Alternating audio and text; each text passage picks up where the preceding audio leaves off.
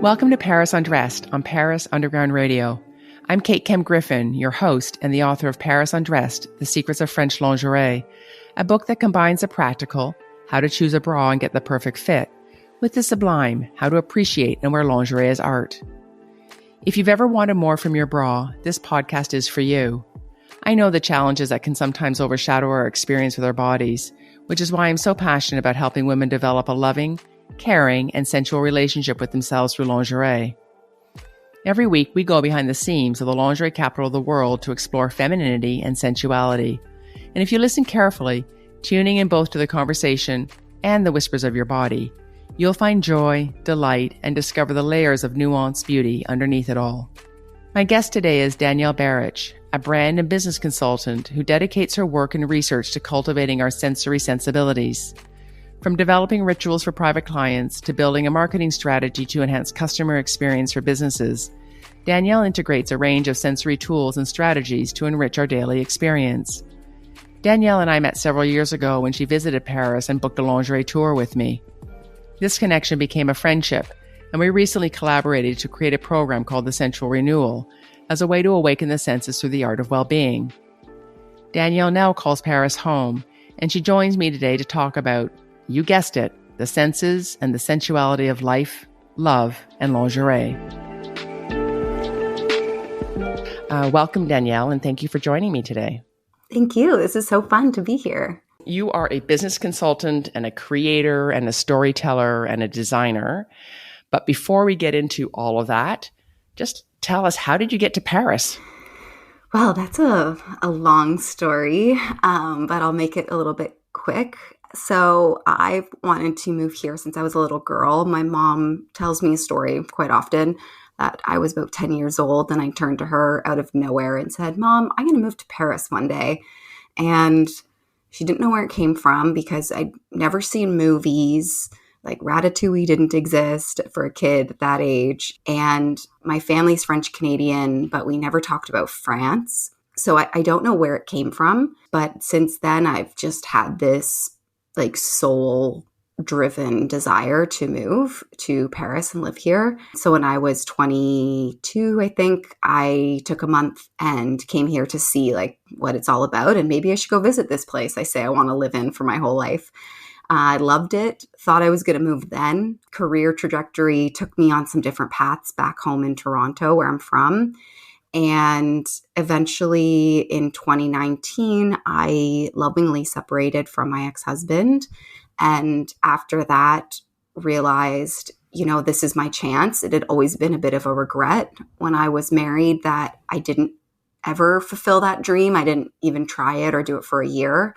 But at the time I was, happy in my marriage. And so I thought, okay, we'll just visit a lot. And then when it came to an end, I realized this is my chance.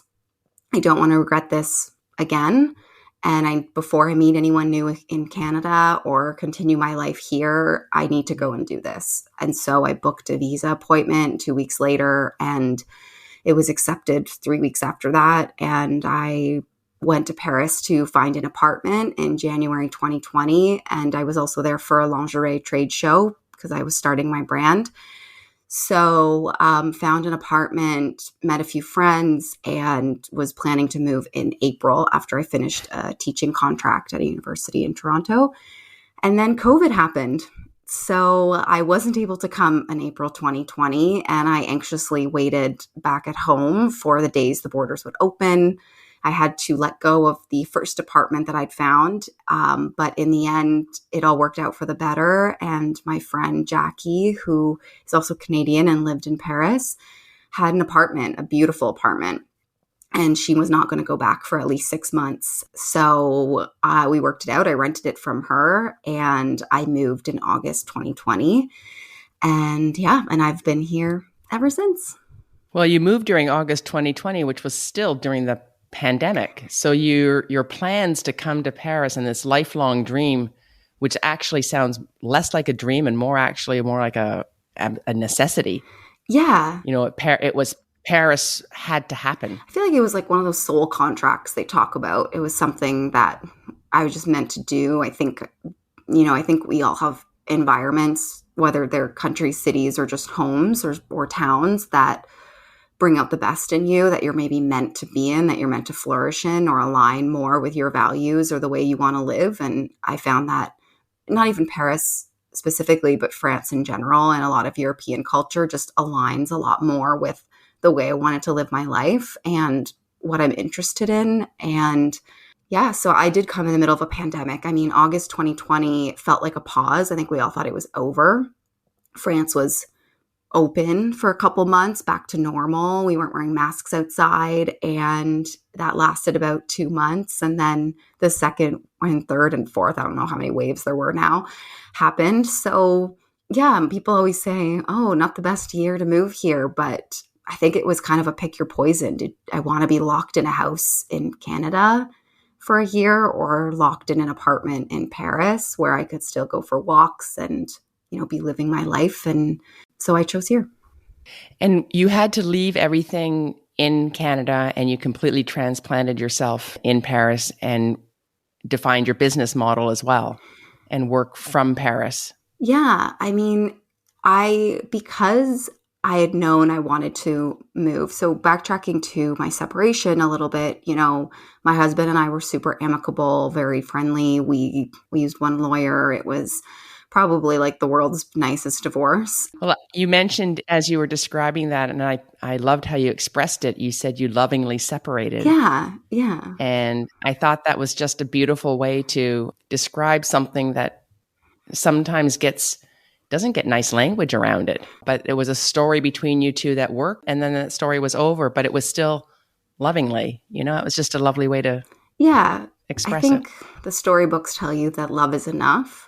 And that love conquers all. And that's a great notion. I think love is super important in the world and between people. But my ex-husband and I, we loved each other very much, but we didn't have the same values and we didn't have the same goals for life that we realized after getting married. Mm-hmm.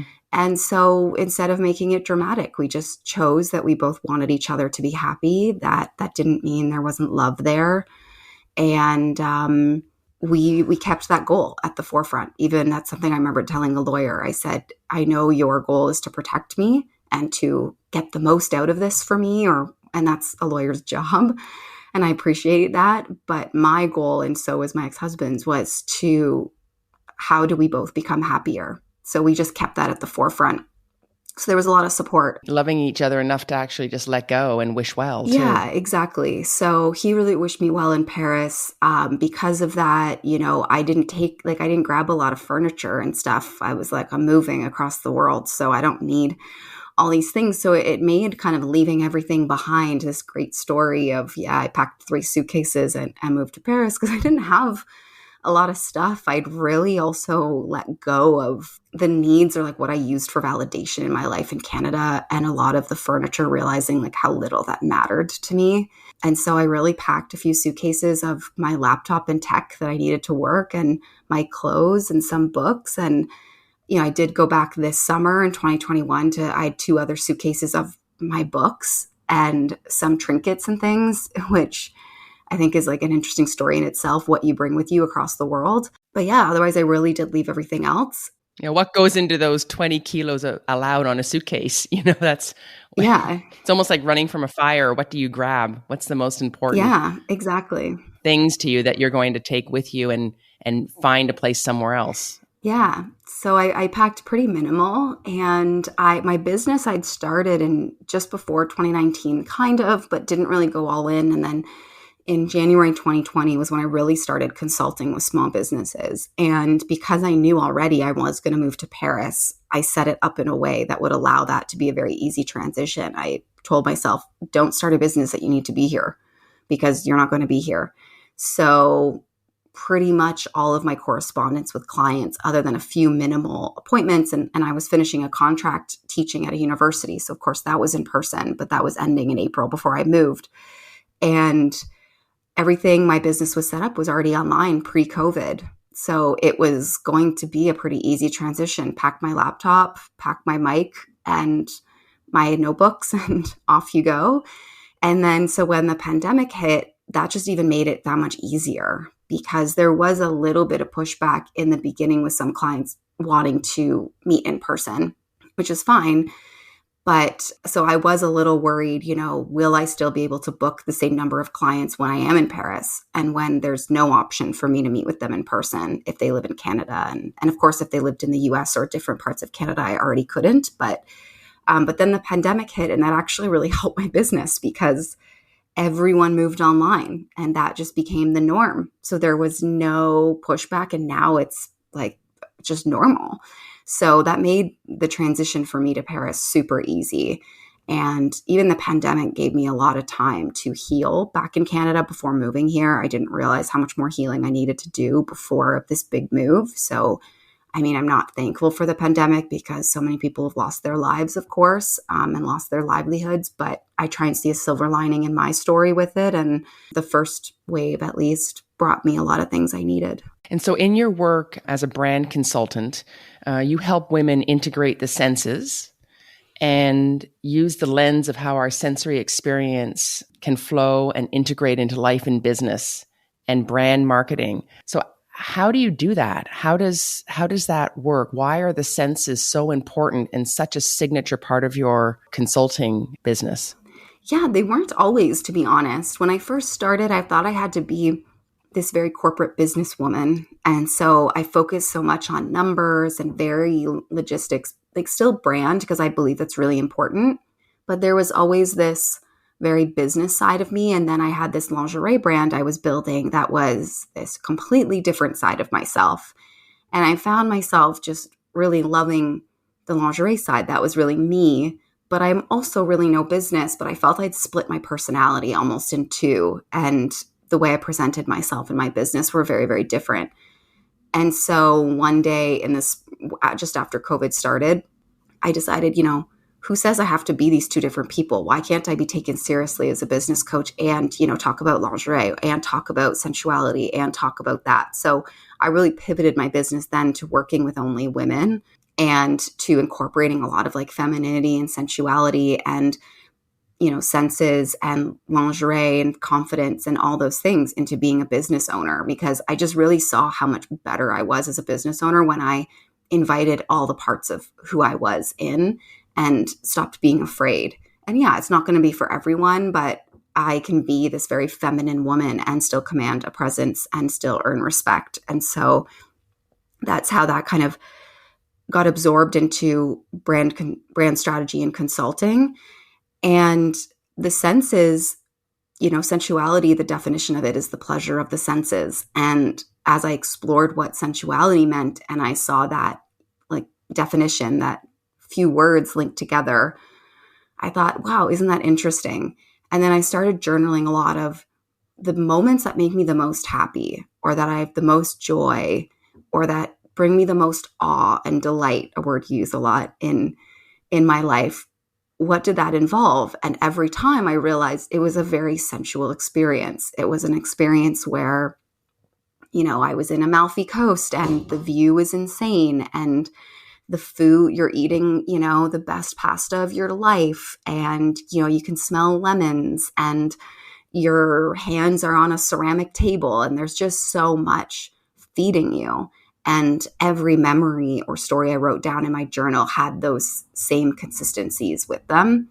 And so I started also looking at this new online world, and my experience having been worked in brick and mortar for years, like retail, something they always talked about in retail was, sell through all five senses. So you have music going, usually have an incense burning in a store. You have, you allow people to touch all the fabrics or the products that you're selling, and you have candies at the front desk or something like that. But now we're in a world where you can't go anywhere in person. So how do all these online brands sell with that same idea in mind when you can't meet with someone in person? So how do you connect that sensory experience to someone who's ordering something online or who's getting a service from you? And that kind of led to this question mark that sent me down a bit of a rabbit hole of research and reading, and something I'm still looking into a lot. Paris Undressed will be right back after a word from our sponsors.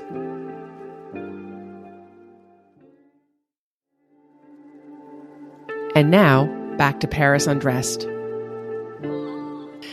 But what you seem to do, I know as a consumer, as a customer, I feel sometimes overwhelmed by the sensory experience that hits me in these stores. You also, though, seem to actually, and I get this image of sort of marketing managers around a table talking about how to create the sensory experience. But you actually really help the entrepreneur herself, the business owner herself, the woman running the business, connect to her own sensory experience. And I know from writing about lingerie and running a lingerie company and talking about the senses was not at all the same thing as understanding them and feeling them myself. And when you're talking about Italy and eating and the way it seemed like you already knew, already had a connection and understanding of your senses, but you seem to be able to translate this so that the entrepreneur and the business owner herself understands it at the core, and then it becomes an extension of her. So it doesn't feel like almost such a fabricated sensory experience that sometimes when you walk through that brick and mortar, as you say, and you've got somebody spraying you and you've got the music at full tilt and then it's overwhelmed. So it feels like there's more subtlety and a natural extension of something. How do you work with your clients so that do your clients understand and connect easily to their senses, or is that part of how you coach? I think at first they look at me like I'm crazy, although a lot of my clients came to me because I started talking about this and they thought that's really interesting. And often when I coach them of how to do that, I mean, sometimes my calls with a client have nothing to do with their business. And like you said, it's all about their personal life. And I give them homework of go home, light a candle, have a bath, do these things, which seem such odd homework from a business coach and consultant. But I think, leaders lead by doing, they lead by example. And I think that if you're running a company, whether you have a team or it's just you, that if you're going to embody that in your brand, you need to embody that in yourself. You need to understand also your consumer experience. If you're designing a sensory one for them, what does that look like? Both in, yes, the exact products you're going to send out or however you're going to touch your consumer, but also what does that mean for you? What do you look for? Because that's probably going to inform you in the strategy behind a sensory experience. And I think also to your point of this overwhelm that you feel like, let's use, there's an American brand we all know that you could smell the perfume like down the hall from the preppy polo t-shirts and stuff like that. And to me, I mean, I think that was actually quite strategic, but I think a lot of brands just think, okay, great, pick a song, pick a smell, do this, but there's a lot more to it. And I think if you're strategic, if you really look at your brand identity and look at what your goal is and turn the mirror on your consumer and think, what are they interested in? How does this scent connect to what I'm selling? How does this connect to how this consumer's feeling and what we want them to feel? And you dive a lot deeper into it. Like you said, the sensory experience can be a lot more subtle and actually a lot more intentional and a lot more successful than just blasting music and, putting a sage diffuser on or something like that. And I think that as entrepreneurs too, sensory experiences make you more present. And I think in a world that's so connected, that's so digital, and where we're having a lot of Zoom burnout, it's really important to use sensory experiences as a form of almost meditation, of mindfulness, of bringing you back to where you are and of calm. And so that's why I encourage it, because I think when an entrepreneur is, more at peace, more calm, more present, they're better at their jobs, they're happier. And then they also understand new ways of tapping into that in their consumer too.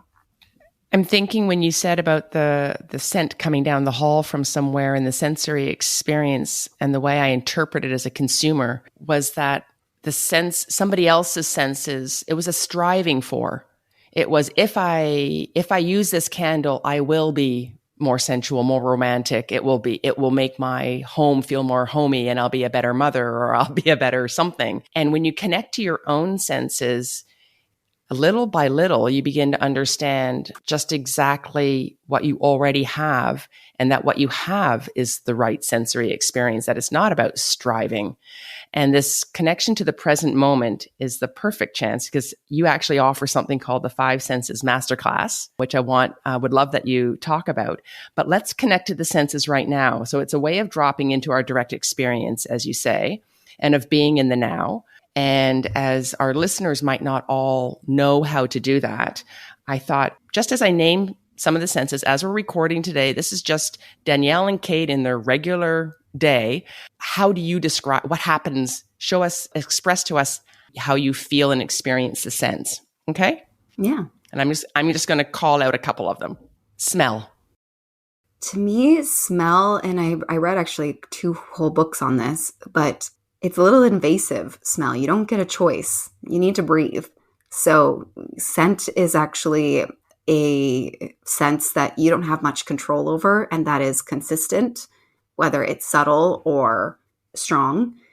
And it's part of your ability to stay alive because as you breathe, you smell, and it gives you a lot of information. It's also very tied to memories. So I find smelling things often conjures a lot of past memories, even if they're recent or from childhood. Okay. And what are you smelling right now? Right now, I'm smelling my partner's t-shirt that I'm wearing. It smells like him. Interesting. And did you smell that before we mentioned the word smell and tapping even into your own sensory experience? Yeah. I think that's what's cool about scent is I realize after I've tapped into it that I was already smelling it, but it's when you're focused on other things, it's a very passive sensory experience. It's just happening and you're not really aware, but as you have to focus on it, you pick up whatever you've been already doing.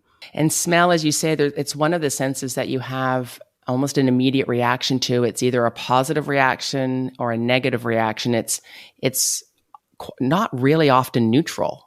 There's not really something you're not smelling. You might not be noticing that you're smelling, but it tends to be something that we can interpret and changes our behavior in the moment or our mood. Okay, the next one, sound. What are you hearing right now? Hearing your voice. Not much else because I'm in a quiet room. Okay, good. And sight. There's a pile of books around me, a really pretty vintage desk lamp, lots of paperwork around me at the moment because I'm at a desk, and you. And so this 5 senses masterclass, that is something that you've put together and as a brand strategic consultant that you offer for your clients. What does that involve? So it's a recorded 2-hour masterclass. It was held live and recorded as an option for people to purchase who couldn't make the live class and continue to learn.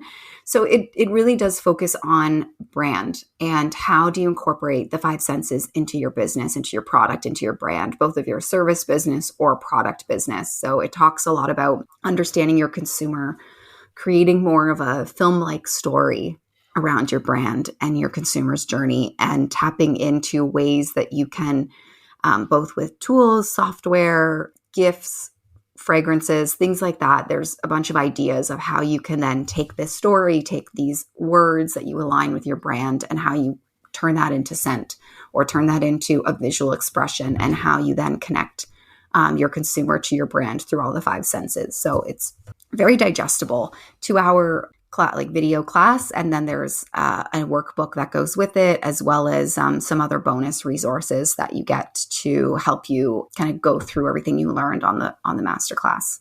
We've done a lot of work together in the senses, and even though I know about the senses and we teach about the senses, we also both recognize when we actually tap in, we can forget about them as well, and that it's always about revisiting them and calling them up and coming and connecting to them, and how it does almost act. They act as a compass in interpreting the world around you.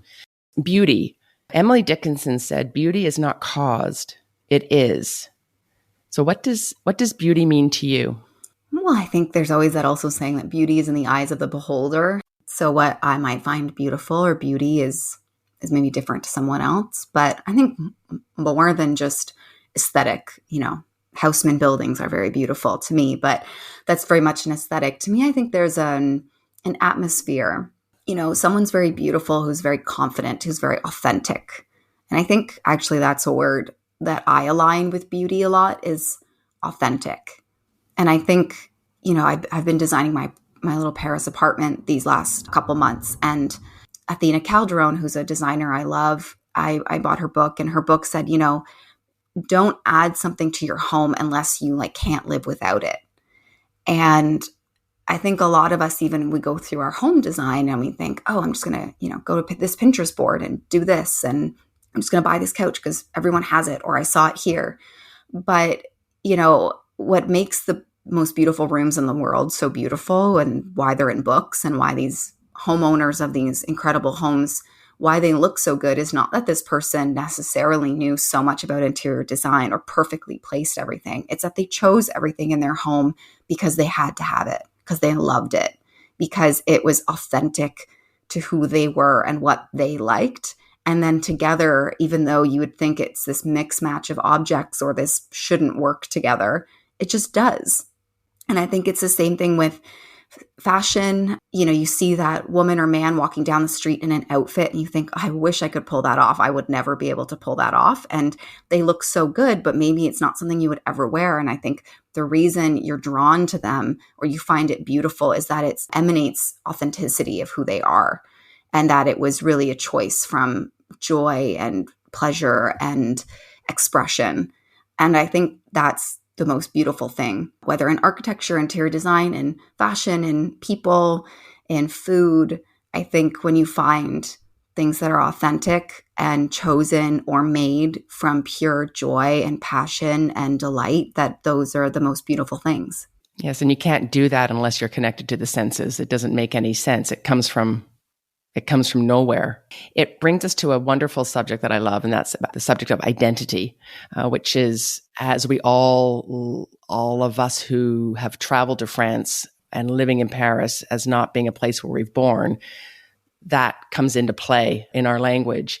And you're talking about identity already in this idea of place and state of being, and these chosen objects for what environment that you create around you, as well as fashion sort of as being this extension of ourself. So for place, how do you express our identity in places that are foreign to us? You talked about decorating your apartment, but how did you make your apartment feel like you?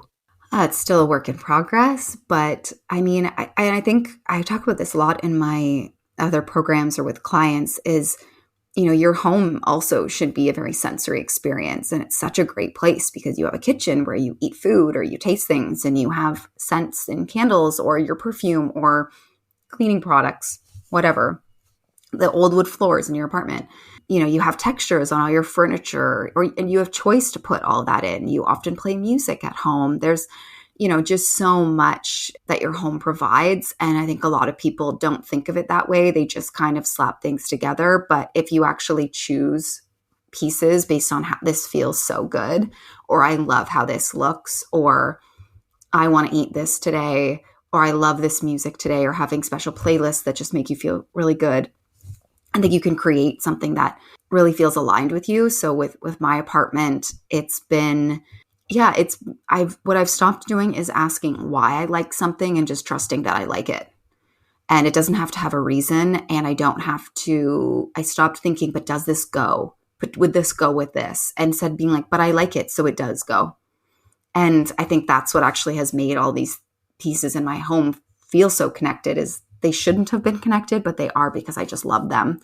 And I also, choosing things that feel really good against my skin in certain places. Like, I'm really big on people investing in great linens for your bed. I mean, you spend like half your life in it.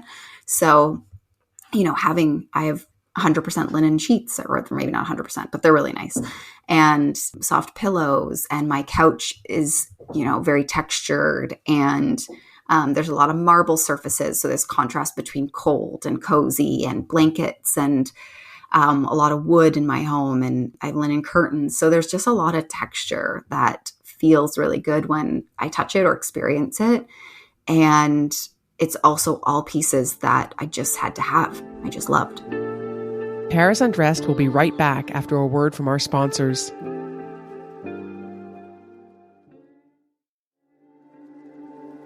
And now, back to Paris Undressed.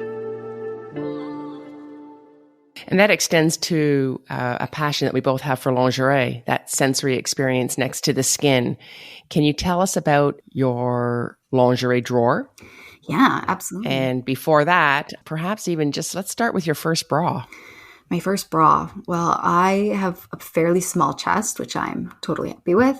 And I remember, I think my mom took me when I must have been, maybe grade 7 or 8. I think grade 7 probably, because some girls in school I remember were developing quite bigger and were wearing bras. And so I remember wanting to grow up, wanting to, even though I didn't need one really, I wanted to experience that too.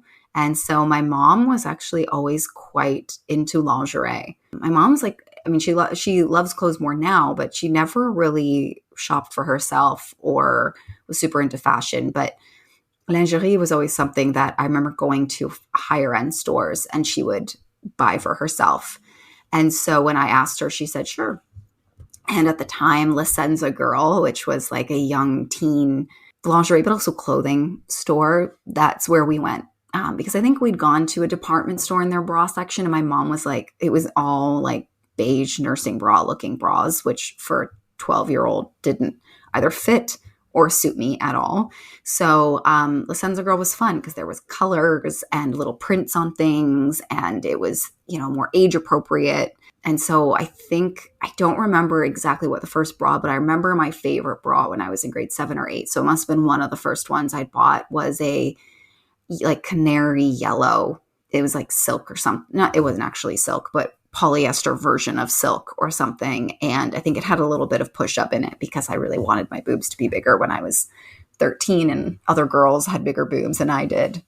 But you picked a yellow, a color that's quite vibrant, and you talk about joy. And so even young, you had this sense of delight without necessarily knowing perhaps the full extent of.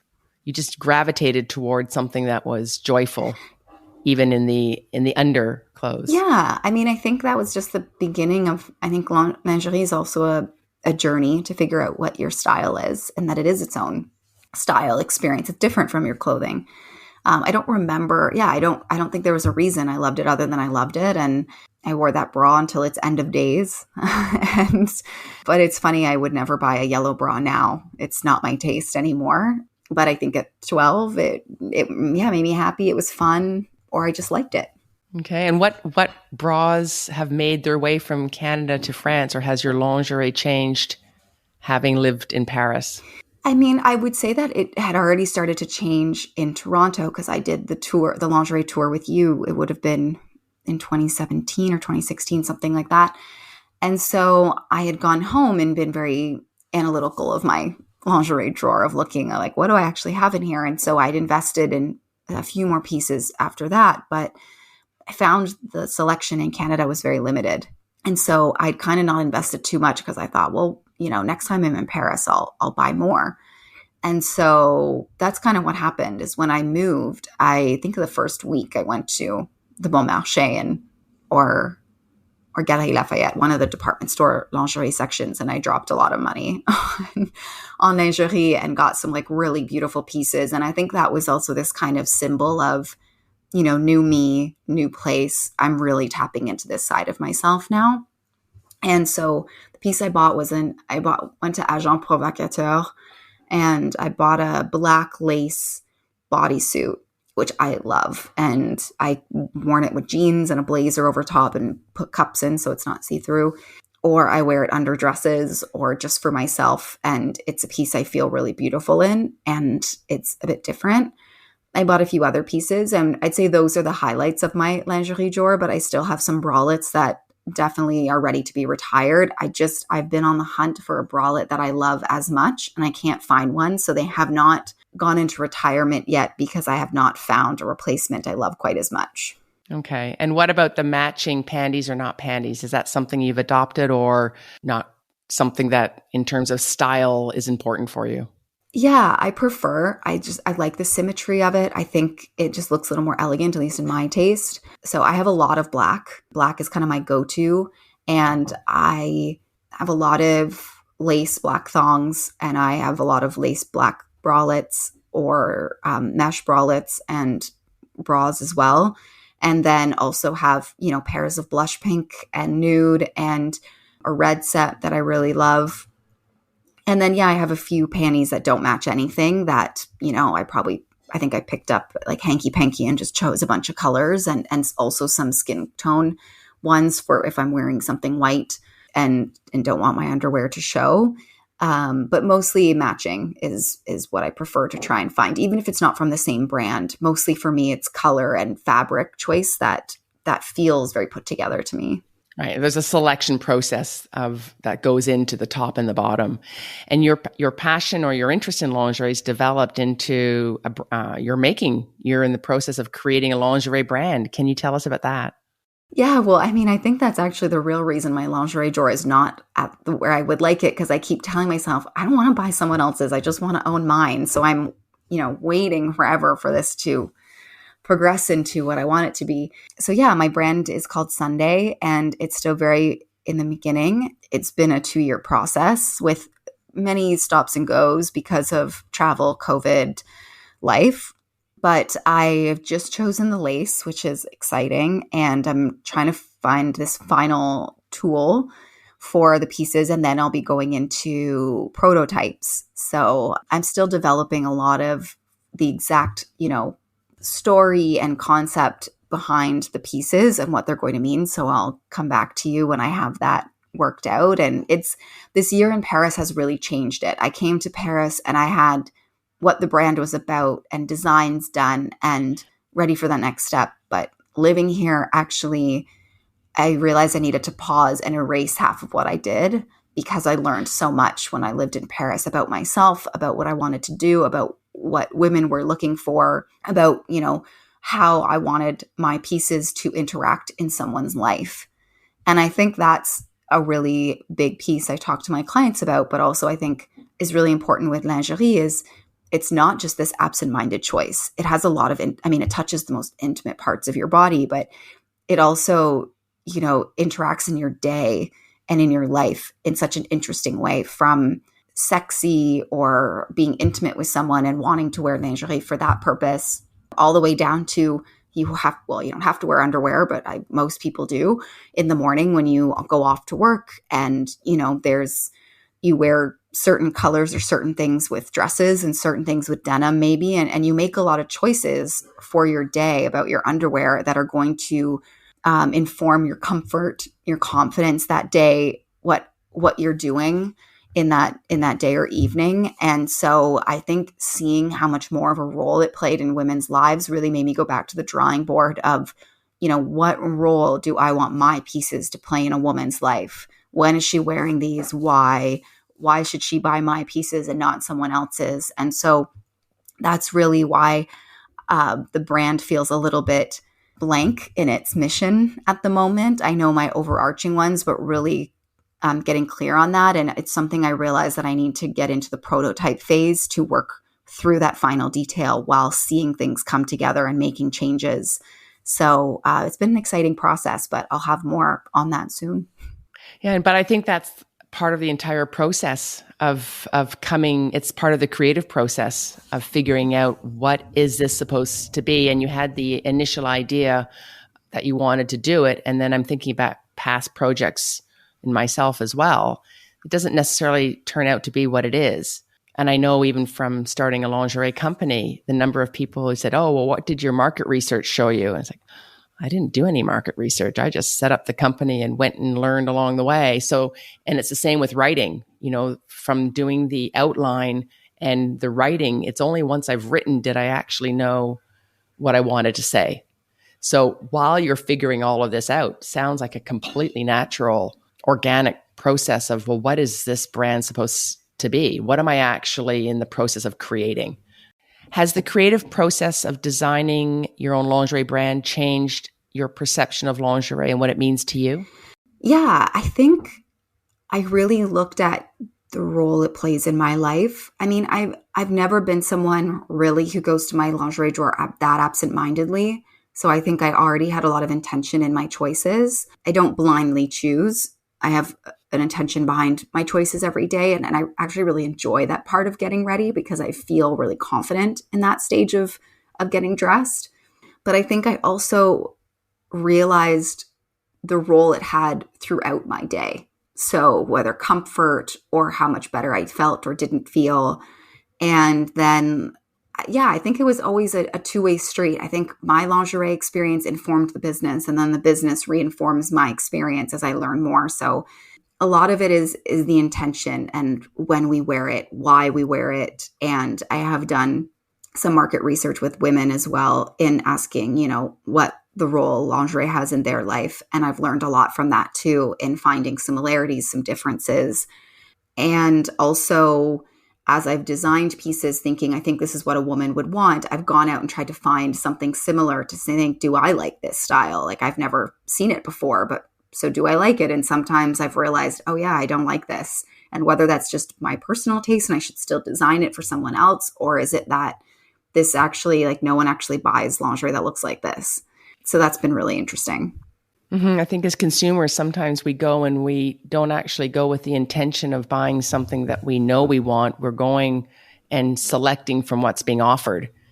And I think that's changing. And you're in the process of actually trying to identify, asking ourselves, what do I want? I'm often asked that question, what's the most important thing to look for when I'm buying a bra or when I'm buying lingerie? And I say, the most important is, do you like it? Do you like it? And as simple as a sentence as it is so layered in meaning when you actually start thinking about it. And what do you like? I don't think the industry has been constructed in a way that actually asks the consumer that. It's more of an industry that tells us what we should like because there's something in us that's not quite right and that we need to improve on, and comes back a little bit to that subtlety of the senses too. It's a loud, almost shouting, you need this to be a better you, as opposed to an invitation to, let's explore how can lingerie and the lens of lingerie help you feel differently and awaken a different part of you throughout the day. And when you were talking about the effects of wearing lingerie through the day, we often just pick that idea of picking whatever out of our drawer undermines our day. We don't think it has an effect, but it does. It changes subtly the way we feel about ourselves, chipping away at it a little by little, as opposed to actually adding something. And once you realize that it has the capacity to awaken and add and cradle you in a different way, well, it's a game changer, But it does take time to figure out what you like, and I think you're figuring that out. It's in the language too of the brand design, as well as much as the fabrics, because, and it comes back to the way we talk about the senses. If you don't understand the senses, it needs a bit more time to explore that and to understand how to. And not all of us as consumers are tapped into our senses, and I wasn't. So I know the journey it takes to understand that, but that the richness of the world awaiting once you do. And it's worth helping the consumer and the woman understand and access that part of her. Yeah, I mean, even in the lace process, that's been the longest. It's, I think when I first thought about it, I'm like, okay, well, do I like classic lace or a bit more modern? And then you go through binders and binders and binders of lace samples that all have different designs and weaves. And then, it is a sensory experience because I'm looking at, how does this feel? Because this is going to touch a very sensitive area on someone's body.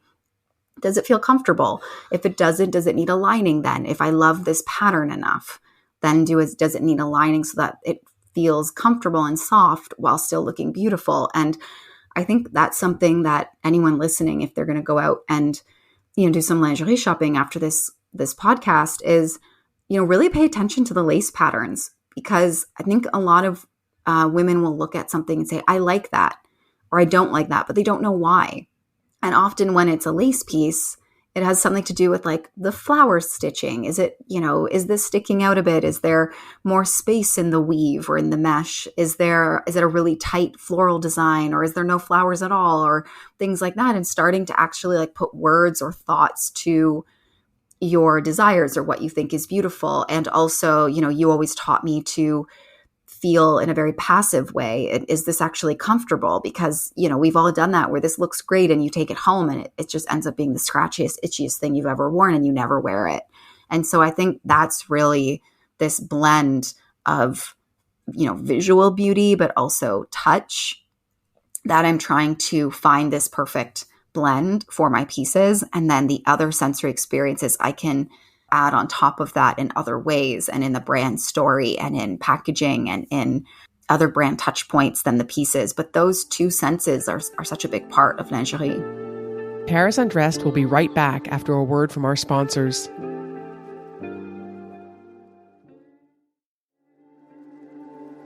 And now, back to Paris Undressed. And when you talk about lace and the binders, there are so many choices. Even as consumers, when we look at lingerie, there's a big difference in our perception of what we think might be thought of with lace. And the lace next to the skin isn't the same as lace, perhaps with a piece of fabric behind it. And just that very simple question, do I like lace? And if the answer is yes or no, just asking a bit well, why? Oh, is it because maybe I'm a bit shy? Well, then maybe the lace can be a detail. Maybe you aren't in a whole bodysuit yet of lace, but that doesn't mean you can't have a little bit of lace on something. So it's usually something more than just a yes, I like, or no, I don't like. There's usually a why, and it's interesting to ask yourself the why. And then as Danielle says, yes, go and look at the lace pattern, because the intricacy and the artwork, not all lace is the same. And once you start looking at these patterns and the opacity and the light, and that becomes the play within lingerie as well, with the body as well, that becomes an entirely different sensory experience. I'd like to talk about rituals, because you have taught me about creating and integrating rituals into our daily lives. Why are rituals important for you? And can you tell us about one of your favorites and how it influences your daily experience? Yeah, I think a term we use often prior to the word ritual is habits. But habits to me feel very forced or very, very efficient as opposed to enjoyable. And so rituals were more about being more present and connecting to things that make you joy and being very intentional with that in your day. And, they can be intentional in very sporadic moments, but I find that it's so easy in our day-to-day with everything we have going on to forget to make those moments happen, or to stop yourself midday and think, oh, I haven't done something that I actually like today. Maybe I'll do that. So I find rituals are a great way to make sure that's part of your day in various ways. So rituals can be anything from taking a bath. It can be from sitting in your favorite chair with your cup of coffee in the morning. It can be journal writing. It can be going for a walk with your dog. It doesn't have to be anything special. It's just these moments where maybe you feel some peace, you feel some joy, you feel some pleasure in your life, and that sets you up in a really great way for the rest of the day. For me, a ritual I love I love going for a walk to get a coffee. I have an espresso maker at my house, and some mornings I will make one at home and sit by in my little nook that I just finished, and either read a book or I'll watch something interesting on YouTube or something like that. And I just have a quiet morning that way before I get into work. But I have often like to make walk of it, especially when we were in COVID. I would get up and I would actually go and spend the €5 or something on a nice coffee. But for me, Parisians are quite late risers. So if you leave at 7:30 or 8 in the morning, there's not very many people out, at least in my neighborhood. So it's actually really quiet. And if there's beautiful light, or even if it's raining, it's, nice to put on a coat and just go pick up a coffee and, walk to Sacré-Cœur. Or I used to live near the canal, and so walk down there. And that kind of gave me a break from my house, and also just reminded me of that I've achieved a big goal of living here. It reminded me how beautiful the place I live is. And also usually it frees up some thoughts. And it would tap me into my senses a lot more of what am I smelling, and the taste of this coffee, and a cozy wool coat, and seeing the beautiful light bounce off all the buildings here, and hearing kids off to school, or people having a little conversation in French, or the birds or something like that, or dogs at a dog park barking. And that in my morning always set me up for a really great day. So I try to either do the walk, or I have a quiet morning with my coffee first, with watching something or reading something in the morning before starting my day. Mm-hmm. The ritual, the word that when we were doing a program together and we set up these rituals, I had sort of thought of the word habit myself too, and unknowingly already had assigned it was a good habit or a bad habit. And it was either something it was either something I wasn't doing enough of, so slap on the wrist for that because I wasn't doing enough of, or if it was a bad habit, something I couldn't get rid of or didn't have the sort of forewithal to change. And with a ritual, it was just the words beautiful, and I do it differently. And I think of my meditation time more as a ritual now as well, even though it seems completely as if it always should have been like that, but it wasn't. It was falling into, have I done it today or have I not done it today? It was falling into these columns of good or bad. And the ritual feels like an invitation. And we know we behave differently when we feel invited to something. And we come with curiosity, and we come with, we show up. Who doesn't want to be invited to something? It's a wonderful feeling, as opposed to just one of those tasks that you're going to tick off. And a habit was that. I really felt good ticking it off, but it didn't really make me feel good. It wasn't the same thing as joy. It was more just, phew, that's finished. Yeah. And so the ritual habits, I feel like, are a way to like live your life more efficiently. You know, they talk about like, do this, do that, so that you can do this and that. Whereas a ritual is not about efficiency. It's just about joy. And so if you don't find joy in it, then don't do it and find a different one. And that's what's really nice about rituals. They're super open-ended. It can be super open-ended. Sorry. They can be anything. Well, they are open-ended. They can be anything that you want to just almost hit the pause button to and just slow down and draw out the moment. And that moment can become in itself its own ritual. So a few things about your new life in Paris. Are you salé or sucré? Les deux. Both of them. Les deux. And do you have a favorite one and or the other? Probably salé. I love French fries. French fries in Paris. Absolutely. Coffee or tea, or rather noisette, espresso, café au lait, allongé. There's so many choices in Paris. Café au lait, always, or chai latte if I've had too much caffeine. And what are you curious about right now? I think I'm really curious about how technology is going to shape our connection to things. I've been doing a lot of consulting work on augmented reality and digital events and virtual reality and brands wanting to connect with people in that way.